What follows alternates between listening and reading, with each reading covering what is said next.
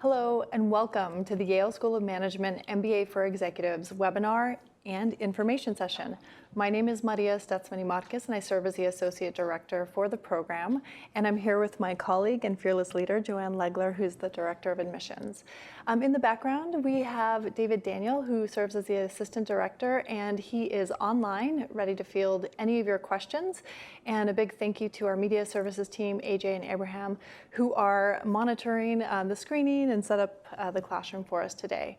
So without further ado, let's jump in. So to provide you with a quick overview of our time today, we have about the next 45 minutes to go over kind of a broad and kind of in-depth overview of the program, and we would be remiss if we didn't start with our mission. So the mission at the Yale School of Management is to educate leaders for business and society, and we take this mission incredibly seriously. This is really the ethos of the school itself, and the program, we started in the 1970s as a School of Management, and the first degree that was offered here was the Masters of Public and Private Management, and that really is speaking to like the jointed and intersected nature of the program. So we've grandfathered into the MBA fully, but again, this legacy lives on. And so I'm going to pass it over to you, Joanne, to tell us more about Yale University as a whole. Yeah. So we're lucky enough, of course, to have as our parent university, Yale University, one of the oldest and most well-known universities in the world, much less here in the U.S. And so while Yale is quite old, of course, and has graduated and given us a number of incredibly famous and bright, intelligent world leaders, including Supreme Court justices, Nobel Prize winners, award-winning actors and actresses. It's got this great legacy that we are able to build off of and really use as our best resource here at the School of Management. So we have this great legacy, and it's literally across the street from the School of Management. We really draw on that. But by comparison, SOM is fairly new. We're one of the youngest graduate schools here at Yale, and that really allows us to not be tied to the old ways of thinking. It allows us to be innovative, it allows us to think about things broadly, it allows us to do things in a unique way as well. And so we're always thinking about our ties to the university and always thinking about how we can use those great resources, and we do. We have professors who come over here from the places like the Yale School of Drama or the Yale School of Law.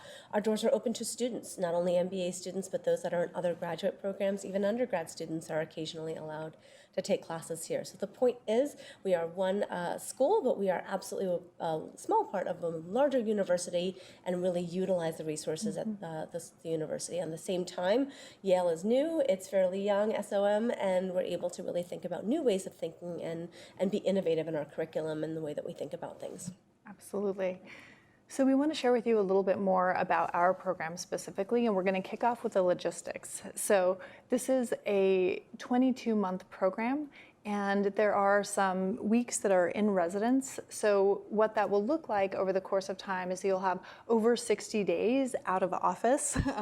Most of our classes are held on every other weekend, on a Friday and a Saturday. And so in July, you have a 2-week start, which is a kickoff with orientation, and you're set up to take 4 different classes that are really kind of this orientation to management. You'll have another week in June of your first year, which is our global network trip, which is also something that Joanne will share with you in more detail later on. And then to kick off your second year, you have another week in residence here at Yale SOM, and that really is the culmination of 4 full weeks on campus and then 60 days out of office through those 22 months. So we're telling you this now because it's really important that, as you'll hear later through the admissions process, why this is so critical to understand up front, because it means a lot to some of the stakeholders that are within your community and are going to be championing you on. A sample class weekend will look like this. So you will take 4 different classes each weekend. And we typically have like a colloquium speaker series. At some point, lunches are provided. And then you'll also have some evening opportunities to, like Joanne said, really get a sense of what it's like to be a Yale University student as a whole. So as somebody who's at the School of Management, you are also embedded in this very dynamic and unique community all throughout New Haven. And so you can take, and I'm going a little bit ahead because I know Joanne's going to share a lot more about some of the opportunities for cross-campus trips. And on Saturdays, while they start a bit earlier than they do on Friday at 8 a.m., you typically have an opportunity to take a personal or professional workshop at the end of class. So this is the sample class weekend, and all of this takes place in lovely New Haven, which is well positioned between Boston and New York, and also really accessible for those who are traveling from the DC area. About 75% of our students are coming from this East Coast corridor, but we do have quite a few students who are traveling as far away as Los Angeles, Mexico. In the past, we've had people travel from Germany and Norway and Guatemala. And we have folks who are coming from Texas and Wisconsin, Chicago. So there is certainly a lot of geographical diversity within the program as well. So typically at this point, we usually ask about favorite pizza places because New Haven is well known for its pizza alongside Yale University. But I'm going to ask a different question and mostly about restaurants. Yeah. So do you have a favorite restaurant here in New Haven? So many favorites. I feel like one of the things that people don't know about New Haven is it's quite a foodie town. And we've been lucky that a lot of chefs who have kind of outgrown the New York City scene have sort of moved up to the shoreline of New Haven. So one of my favorites is Oak Street Table and Bar on State Street. It's one of my favorites. Lots of small plates, lots of craft cocktails, and a great atmosphere. It's very family oriented, so that's one of my favorites. What about you? Oh my goodness. So I just found this little place, and it's probably been there for a lot longer than I've known. It's called Kuro Shiro, and it's kind of a combination of Japanese and Korean food, ramen, and lots of small treats. So it's very good. Yeah, very global cuisine in New Haven. Absolutely. Also, for those of you who are traveling from far away or may have very tight schedules in terms of consulting travel or other business travel, we do offer what's called the extended classroom. This is an opportunity for you to essentially zoom in to the classes. We have state-of-the-art technology throughout our courses, and if you're looking at the slide right now, you can see that our students are participating. They're typically in a very non-distracted setting where they're able to focus in on their classes, and the expectation is that you are present and available throughout the course time. This is only offered and has some very specific policies in place so that you're able to zoom in on one weekend per month, but it cannot be consecutive class weekends, and you have to sign up in advance because we have a limit to 8 to 10 students per class weekend. And actually most of our students want to be here on campus, and so this comes in handy when weather is bad getting to New Haven. Yeah, it happens. And so we just want to offer some flexibility within your schedule and also for travel accommodations. So we're going to give you a couple of overviews of what your experience might look like as a whole. This one is meant to serve in terms of timing. So your learning journey, what you'll notice is that the area of focus colloquium will happen throughout the 2 years, along with building leadership skills throughout the curriculum that's embedded in the integrated core, and some of the personal and professional workshops will also add to that. So the pre-work is essentially going to take place before you actually set foot on campus. So from the moment that you enroll, you are assigned a couple of different modules to go through that will help to prime you for the classes that you'll take in the orientation to management. The orientation to management, you'll take 4 different classes. Those are going to be the basics of accounting, economics, probability and stats, and managing groups and teams. That happens within your 2 weeks in residence at the start of the program. During your first year, you will basically go through the entire integrated core curriculum with the exception of the executive, and Joanne will speak more to this shortly. And then lastly, in June of your first year, you will have an opportunity to take the Global Network trip to one of our Global Network schools. You'll know more about this later on. And then in your second year, we cross into the area of focus curriculum. For those of you who are new, we offer 3 very distinct areas of focus. That would be in healthcare, asset management, and sustainability. After those courses, you will have the opportunity to take advanced management courses, and there's some flexibility with the self-directed study. And as a culminating project, you'll have the executive, which takes place in July of your actually at the very end of your second year.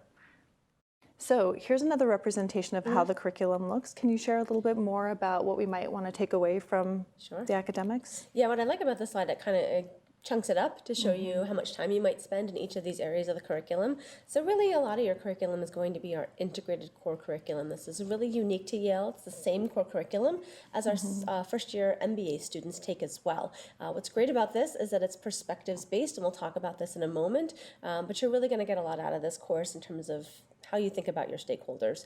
The other things to highlight here that Maria did already too, but the colloquium speaker series is really across the 2 years, as is any leadership development that you're going to do.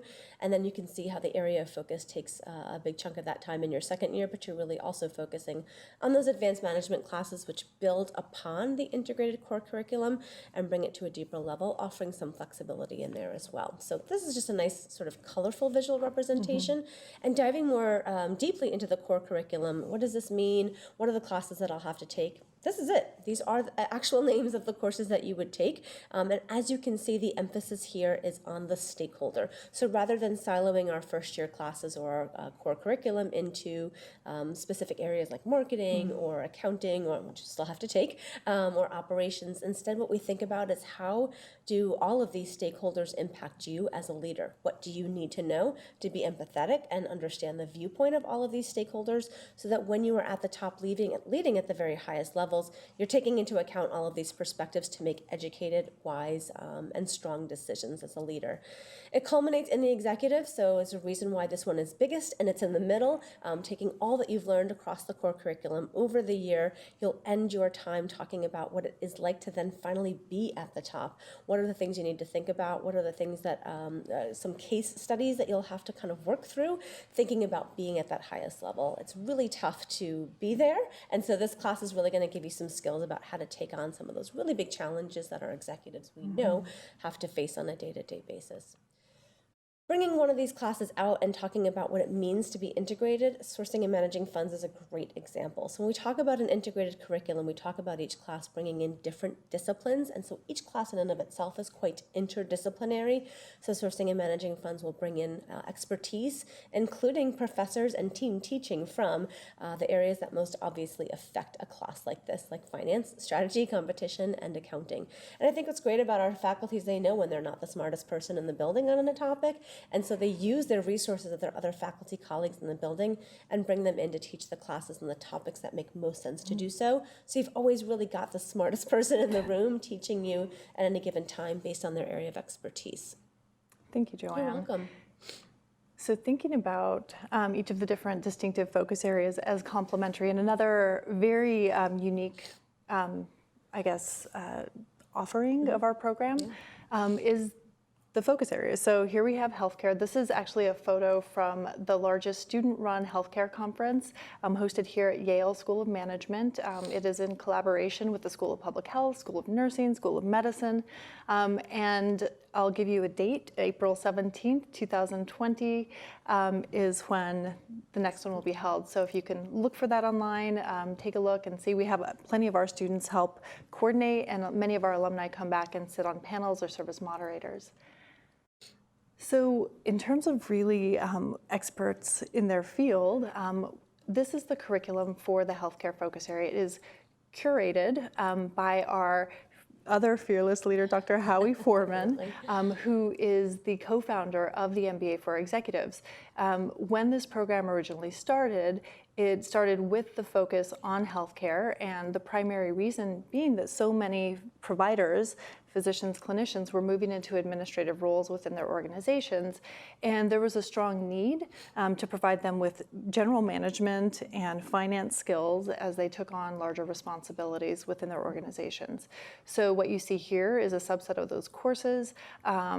Dr. Foreman also is an attending radiologist at Yale New Haven. He has multiple appointments across Yale, and he teaches also healthcare policy, finance and economics. He teaches that here, and I think he also teaches that at Yale College. We have a new class, which is called Population Health and Health Equity. It's taught by Dr. Marcela Nunez-Smith. She's also the director of the Center for Equity Research at Yale, which is positioned, I believe, in the School of Public Health. And she also is the faculty director for the Posen Commonwealth Fund Fellowship, which is a new fellowship that's offered here at Yale School of Management with the MBA for Executives program. And it's for those physicians, clinicians who are essentially serving in vulnerable populations or those who have had demonstrated commitment to issues of health equity. So we hope that you would look into that if that seems to fit your background and interest. But these courses have come together from a wide range of perspectives, and part of the reason that these courses were selected is because they wouldn't be duplicative of those that you might have learned if you have a master's in public health. They're meant to really focus on the organization and the leadership gained and what you need to know as a leader within the healthcare industry. So we're very excited about this curriculum. Hope that you can come and sit in on a class one day. So to give you some perspective around the types of students that are here, our role as an admissions team is really to ensure that we have as much diversity within the class. We know that that leads to more innovation, more thought leadership, and really some excellent collaboration. And so what you'll see by looking at some of these profiles is just that. So Dr. Charles Powell is the CEO of Mount Sinai Jewish Health Respiratory Institute. He came in really already in that position and wanted to ensure that he actually knew all of the smaller details and really build his business acumen. And I say this because in the first few weeks of classes, he came to me with just an insight that he had that he was able to implement immediately within his organization. So he just recently graduated, Lynn G, class of 20. She is at Merck. She is a scientist through and through, and she really is helping to serve as somebody who works to the commercialization of new technologies, and I think is also working on AI within the pharmaceutical. So this is another background that's different. And then Crystal Yates is a Posen Commonwealth Fund Fellow. She is class of 21, and she serves as the Deputy Commissioner for the EMS system in Philadelphia. I believe she manages like over 2,500 people and is quite a leader in her space. She works primarily in partnership with the city and the state to ensure that emergency medical services are available throughout. And so let's see who else we have here. So as we move on, actually, would you like to add anything about the healthcare? I think it's just, like you said, so important to bring in different perspectives. So we've got a number of practicing physicians, which is great. We've got folks in the medcare or the medical device field. We've got dentists. We've got pharmacists. Right. We've got those that are thinking about insurance and nonprofit healthcare. And I think when I've talked to our students, what's so interesting is finally getting people in the room together who are otherwise sort of maybe natural enemies in a way, and really finally seeing from people that they like, respect, and go to school with the other side of the coin, and allowing them to come together on some levels of understanding that might change the nature of the healthcare industry in general, not to be too dramatic about it, but certainly for those folks on an individual level, bringing that back to work every day. And I think that's the importance of having a really diverse group, even within the healthcare space, which could potentially be a little homogenous. It's really not. Yeah, thank you. So the building that you're looking at now is Kroon Hall at the Yale School of Forestry and Environmental Studies. It is probably the most sustainable building at Yale. Actually, I think it is, and it was certified as LEED Platinum in 2010 at some point. And so this is really, it's meant to really, I guess, it is the conceptual design of what the school's values are. And so we partner quite a bit with the School of Forestry and Environmental Studies in that we work with the Center for Business and the Environment. That is really the collaboration between Yale School of Management and Yale School of Forestry and Environmental Studies. Our faculty director, Todd Court, serves as a co-director and is really able to bring in fantastic speakers, develop workshops, and make sure that there are resources for students who really care about that connection and the intersection between the two. One of our colleagues used to say that rainbows might actually shoot out of this building, so I've always appreciated that thought. Yeah. So when we think about the curriculum for sustainability, we are really focused on climate change and environmental impact. While there are so many different ways to think about it, when we think about environment, social, and also governance, and ESG work that's happening in the financial sector, those pieces are actually very much practiced within some of this curriculum. So if you look at, let's just take the theory and practice of sustainable investing, that class is really going to focus on ESG and figure out how people are actually being good stewards of their capital, but also in ways that are going to impact the climate or organizations to become have less of a carbon footprint. So all of those in there. And I'm actually going to read because I don't want to necessarily miss out on this one. In the first row middle is Marian Cherto. She's the associate professor of Industrial Environmental Management. She's the director of the program on solid waste policy and the director of the Industrial Environmental Management program at the School of Forestry and Environmental Studies. She is also a graduate of Yale School of Management and holds the degree, the Master's in Public and Private Management. And she's also a Yale PhD from the School of Forestry and Environmental Studies. So she co-teaches with Dan Esty, who is the Hill House Professor of Environmental Law and Policy, and he is at the Yale School of Law and also a graduate of the Yale School of Law. So the two of them combined teach this class on corporate environmental management. You can imagine how policy and regulation really are an important part of leading organizations and figuring out how organizations might need to shift in order to really meet some of the UN's standards for the UN standards. So I referenced the two of them because here's the exact mix of how well we're able to utilize resources all across Yale University so that we have those expert faculty. And here are a couple of profiles of our students. Again, we'll always mention the diversity of experience and the different perspectives that people are coming in with.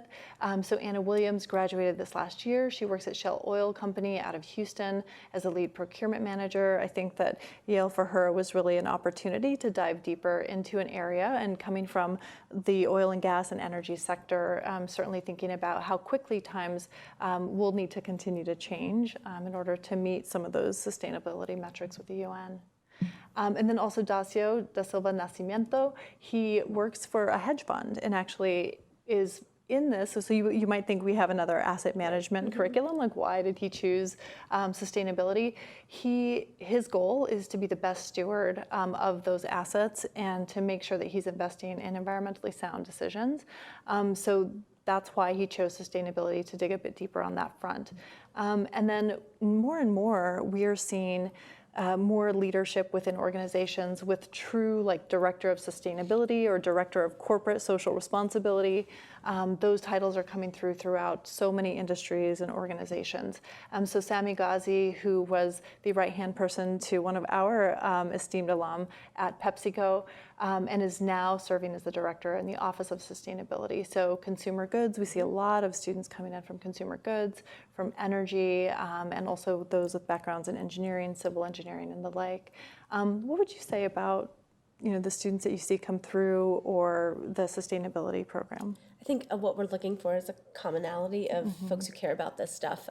So while your job titles here may be quite different from one another, they all share a deep interest in and responsibility for kind of leaving the planet a slightly better place than they found it through their organizations and as business leaders. So I think regardless of industry, it can be a pretty broad stroke that we think about sustainability, but they all sort of bring that commonality together, which is thinking about leading responsibly and in a couple of different ways. We talk about financial responsibility, operational responsibility, environmental responsibility, but these folks all have that commonality that's deep-seated in what they care about. Yeah, absolutely. And that it's a nice combination because if we go back to the mission, it's very much aligned there. Right. So here's a photo that's maybe a few years out. This is Timothy Geithner, the former Secretary of Treasury during the Obama, I think it was 2009 to 2013. And he was able to teach in an elective. And so while you may not be able to take the same class with him, this is just to highlight that we are able to draw upon so many faculty from outside the university who will come in and teach courses that are very relevant. So the global financial crisis is a big one. I think we're still focused on that. And I would say that our asset management focus area really comes from the wish to create excellent stewardship with others' capital, is kind of a baseline, but there's so much more to be gained through having those who are coming in with a financial background and taking this curriculum. So I'll share with you what that curriculum might look like, and also to highlight our faculty director, Will Getzman, who is in the second column in the middle. He teaches investing in asset classes. Will Getzman is a Yale man through and through. He was an undergrad here all the way through to his PhD. He's got done some really interesting research on art as an asset class and as it relates to gender. So we've had some of our students participate in that research, which has been really nice as well. If I were to take a step back and talk about this curriculum as a whole, I would say it's one part theory and one part practice. So if you look at a course like behavioral finance, which is taught by Nick Barberis, who is a leader in the intersection between cognitive psychology and financial decision making. And so he teaches this course on how to, at the end of the day, how are you making a decision around investing and trading? And how are those nuances then considered ethical, right? And so there might be some crossover with other courses like State and Society, which is in the integrated core curriculum, and some of the advanced management courses, which I'll share with you later. But that's really a broad theoretical course. Some of the more applicable courses are going to be investment management or investing in alternative asset classes with Will Getzman. And those you'll have practical application that you can take directly to your seats and roles and organizations. So a couple of students here just to go over. So Daniel Coutinho, recent graduate. He's originally from the Comoros Island. He works for the World Bank, and I think he has some tie-in to how state and kind of like the state is working with the financial sector. And I'm not doing a great job of describing his role, but I know that this is something that has really been of interest to him and has really served him well at the World Bank. Ishil, who just graduated, is in her second year. Oh my goodness. She had a big transition more recently. She was living in Boston, working at State Street as a VP for Risk and Compliance, and now took on a new role as Director at Enterprise Risk Assessment for Santander, and moved all the way to Dallas. So she's traveling, making the commute now. And then lastly, Renee, who is one of 4 women veterans that we have in the program. She started, I think she studied Korean and is a military intelligence officer, and has a tremendous academic background, and is now doing trading at Goldman Sachs. I think her role prior to that was she was in a role where she wasn't doing the trading and really wanted to move into that because she felt it was challenging and she wanted to get involved. And so she is moving lots of money around within seconds. So it's really great to have her perspective in the course as well. But again, Joanne, I love hearing what you have to say about the students who come through. And so what do you see about those who are interested in asset management and those particularly who are sitting in the classroom? I think those who come in and are most the best fit for this program are those who have that experience in finance. I think it's difficult when somebody might want to come in because they're interested in learning these things, and the one thing we can't do is let you do more than one area of focus. And while you could potentially watch those classes later on when they're recorded, for this we really are looking for folks who have a deep-seated knowledge in finance, and particularly when possible in investments and doing the work or supporting those who do that work. So I think the area is broadly diverse. At the same time, again, the commonality here is a strong background in finance to be able to keep up. It's a quick-paced area of focus, and the curriculum moves quickly. Yeah, absolutely. So lastly, to round out the curriculum that you would take during your 2 years, these are the advanced management courses. So while our program is incredibly structured, we have offered a few electives. So you get a choice between financial reporting, and entrepreneurship and new ventures, managerial controls, policy design, marketing strategy, or legal context of management. And those you would take with other students who are also in the second year.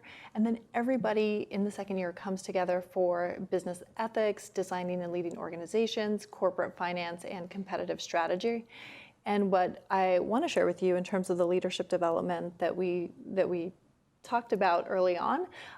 The managing groups and teams, the designing and leading organizations is kind of the secondary course to that. And as I mentioned before, business ethics will be something that is taught throughout the integrated core curriculum. This is a course that comes through and has that as a primary focus.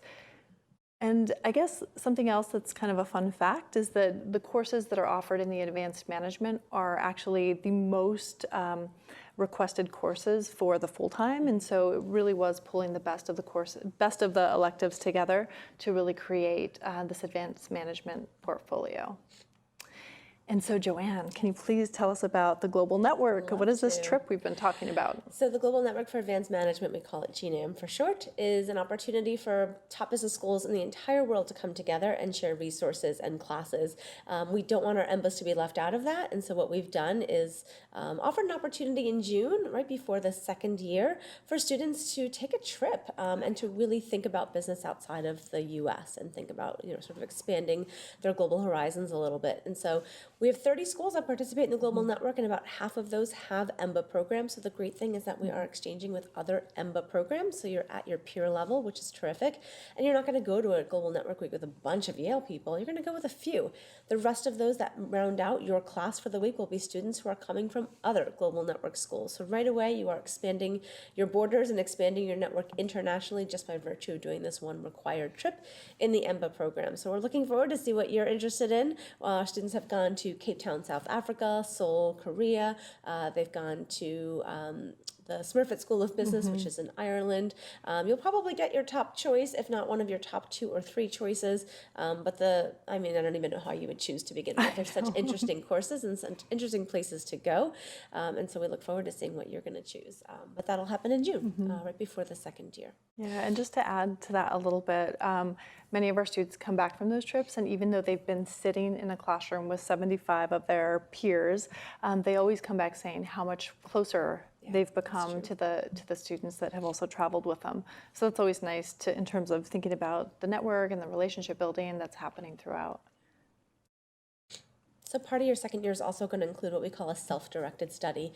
So while, as Maria keeps saying, this is a pretty structured curriculum, here's your opportunity to get creative. You may want to fill those requirements, those credits, with doing something faculty-oriented. So perhaps there's a professor whose research you've really admired, or a topic that you think you would like to delve a little bit more deeply into to help you do your job better. You could find a faculty member who might be willing to sort of sponsor your work on this research project and work one-on-one with that person. So that's one option. Perhaps you're an entrepreneur, somebody who has an idea for a business, or perhaps you've already started one.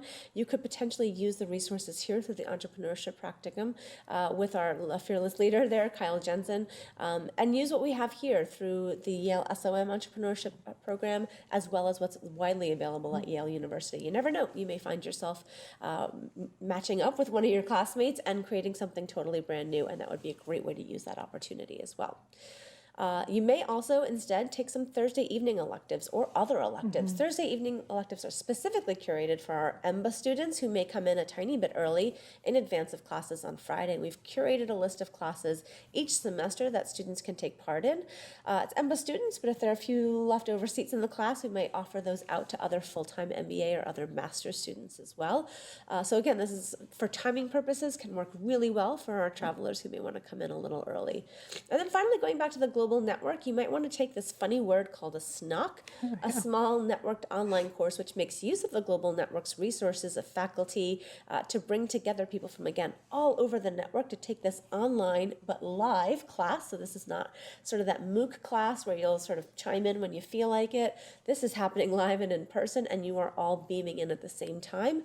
That faculty member could be anywhere, but you are all brought together at the same time to take that class in a virtual setting. And this really teaches you how to do business across time zones, language barriers, and all the other things that get in the way of us doing business globally and virtually at that. So these are some options that you can think about for your self-directed study. And as you can see, it allows you some creativity in the curriculum. We talked a bit before about being a Yale person. While you're here, you are a student at the university, and we want you to get to know it. And so on Friday nights, we'll offer all sorts of opportunities for fun and to get to know the place a little bit better. Maybe it's a tailgating party, maybe it's a hockey game, which can be really fun to go watch. Perhaps you'll get to know one of our libraries a little bit better, which might sound like a drag on a Friday night, but is a really great thing to do to get to know what resources are here at Yale. Perhaps I'll take you on a tour of Harkness Tower, where you can actually hear the bells being rung and learn how to ring them yourself. They've gone to the planetarium, they've gone to the medical museum to see some really strange things. And it's just a really great way to bond, of course, with your classmates on Friday night and to get you a little bit more integrated into being a Yale student and a part of our community here. On Saturdays, it doesn't end yet. So this can make for some long weekends, but we're really trying to get the most out of your time while you're with us. And on Saturday afternoons, we'll offer some really great optional workshops. Recently, this guy, Mark Brackett, just wrote a great book and was featured on the Today Show. And he is the founder of the Center for Emotional Intelligence here at Yale, and talking about feelings, even in business, and how we can deal with them and use them for our own purposes for good. Zoe Chance, who teaches career development workshops, negotiation workshops, and then finally Grace Sandarsky, who's coming over from the Yale School of Drama. And if you can't make the connection, it's totally understandable, but think about it. This is somebody who teaches people how to present, how to be on stage, and how to find the best of what you have in you to get up in front of large groups of people, which as a leader you'll have to do, and making the most of your own strengths and resources to command a room and have a presence in front of large groups of people. And so absolutely it makes sense that an acting teacher would come over here and teach you how to do that. So those are our Saturday workshops, optional, but they're almost always kind of sold out. Yeah.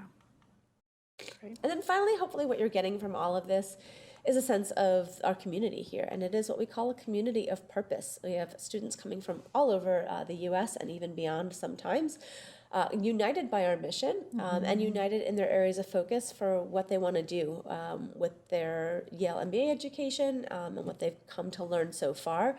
And what we're hoping to do is create, again, educate leaders for business and society and those who are thinking a little bit more broadly and have a strong sense of purpose about what they do.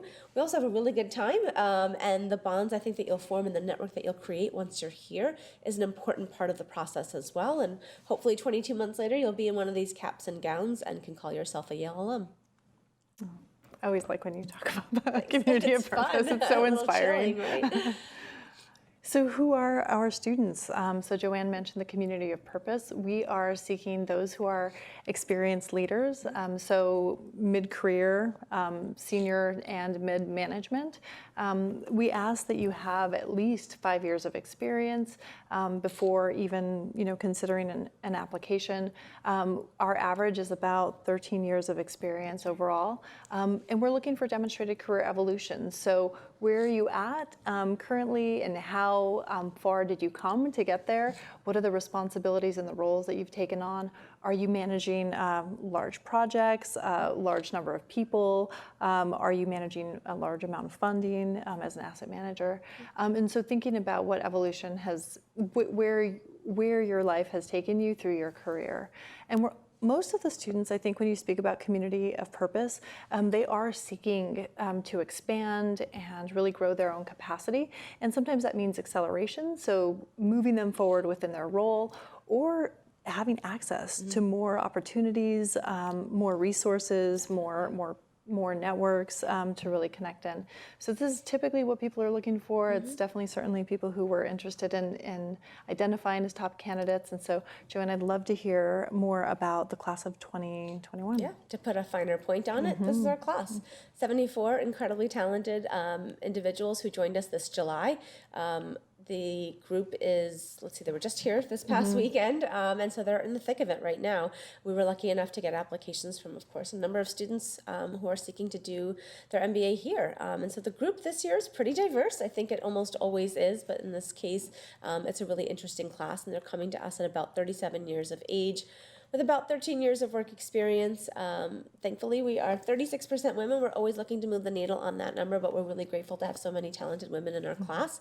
About 41 or so percent who have already done a master's elsewhere and are bringing, again, that level of talent to us here. And then finally, there's a pretty diverse group about where they're from, what their backgrounds are. Almost all maybe are working in the U.S. at this point, but really coming from broad personal backgrounds that add a rich layer of texture and diversity to the class. class that makes our conversations always interesting. And so here we're at the point where we Yeah, have tell us how we get in. Yeah. So we have about the next 5 minutes. So our hope is to get through the admissions and answer a couple of questions for you. So this is our overall admissions process. So the first thing is you'll submit the application by the round deadline. We do not start reading until your application is fully submitted and by that deadline, in which I'll talk about and give you some details there later. And then your application will be reviewed by a pretty well-rounded admissions committee. And then after that, if it is advanced, you will move on to, you'll be invited to interview. And then after the interview days, you will, all of that data that's been collected, your application, the interview, that will be taken again back to the admissions committee for another review, and then you'll be awarded your final decision. So that's kind of it in a nutshell, and what that actually looks like if we talk about the application components is the first step in all of this is really opening up an application. The application is online, it's very streamlined, and so all of the instructions and information will be embedded within the application. So as you're going through, please read some of the instructions. If you have questions that are a little bit more nuanced, please feel free to reach out to us. But ultimately, we are asking for a resume, 2 essays, a couple letters of recommendation, test scores, and transcripts, your employer approval, which I mentioned at the very beginning in terms of getting in touch with the stakeholders that you know within your organization that would be in favor of you doing this, making sure that you're in touch with them. There is an application fee, and then of course the invitation will come to interview after the application has been fully submitted and read by the committee. So I went over those really quite briefly because we've had some questions come in that would be addressed here. I'd also want you to notice the round deadlines. Our first round is going to be due October 30th. So if you are planning to apply for that and you have yet had a conversation with us, I would certainly please fill out a pre-assessment form or shoot us an email. We're happy to discuss more information about the application. So Joanne, Yes. I have questions. Shoot. And so the first one is, is there any preference between like the executive assessment or the GMAT, GRE in terms of testing? I don't know if we have a preference. I will say if you haven't taken a test at all or haven't taken one in a long time, we would definitely push you towards the EA. The reason for that is because that test was developed specifically with executive MBA candidates in mind, and really sort of tests you on the skill set that we and the testing agency, GMAC, has determined that will allow you to be most successful in an executive MBA program specifically. It's also beneficially for you, a whole lot shorter, takes a lot less preparation time, and we really believe in the validity and the outcomes of this exam. It's been piloted by several top business schools. We've now taken it for the last 2 years. I'd say about 75% of the students in the class we just talked about took the executive assessment. So it's really up to you. I think the reason that you might not want to take the EA is if there is a school you're planning to apply to who is not yet on the EA train, then that might be a reason to take the GMAT instead. Or if there's multiple programs that you might be thinking about that would require a GRE instead. So if that's the case for you, you'll definitely want to sort of kill as many birds as you can with one stone. If you're just thinking about executive MBA programs specifically, make sure each one of them will take the EA. And then I'd say probably look into that one. There's some great test prep materials on their website. We have a fantastic webinar recorded on our website that we did with our representative from GMAC who goes over the reason the program exists to begin with, or the test exists, and then a little bit about admissions and how it fits here at SOM. So again, no real preference, but if you haven't taken anything in a long time and you're new to testing, I'd go with the EA. So another question related, and then we'll switch gears into student life experience questions. So there's a question about GPA, like what GPA is needed? Yeah, and you know, I get that question a lot. I actually. do too, Yeah. and it's a confusing one because every school sort of does GPAs differently. Some schools don't have GPAs, some do it on a letter grade system, some do it on a numbers. We have international students who have very different grading scales, and so for us, just give us what you have. Don't try to convert your GPA, just trust in the admissions process and the staff here. We know what we're doing. When we see a GPA, it's helpful to understand the context it's coming from, so the more information you can give us about your transcript, including a key that explains how grades are offered at your school.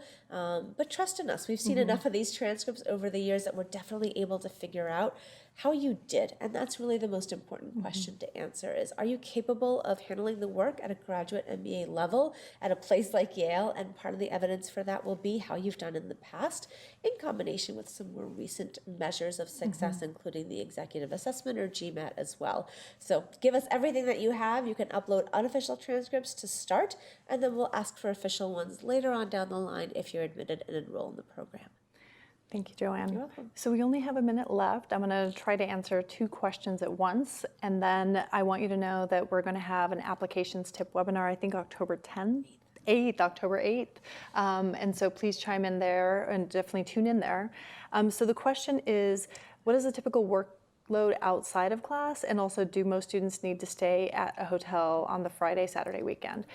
So the workload it depends. It might be 10 hours one week and 40 or 50 hours another week. So we say that the average is about 20 to 30 on any given week. There are times where you will have a number of deliverables all due, but you're basically put into learning groups and learning teams, which are able to help shift those. In terms of staying at the hotel, we do require that you stay at the hotel at least through your first semester, and then there's some options to opt out of that. We find that most people decide to stay unless they're incredibly local, within a quick driving distance. So that really concludes our webinar today. If you'd like to learn more, please feel free to send us an email. We'd love to have you join us here on campus for an information session. Our next one will be October 5th, which is a Saturday. And then we also are in Boston, New York, and DC in the next few weeks. Would love to meet with you there as well. If you have any questions, please shoot us an email to emba.admissions@yale.edu. It has been an absolute pleasure. Thank you so much for joining us in the middle of your day. For those of you on the West Coast, bright and early. And thanks to the team here. Have a great afternoon.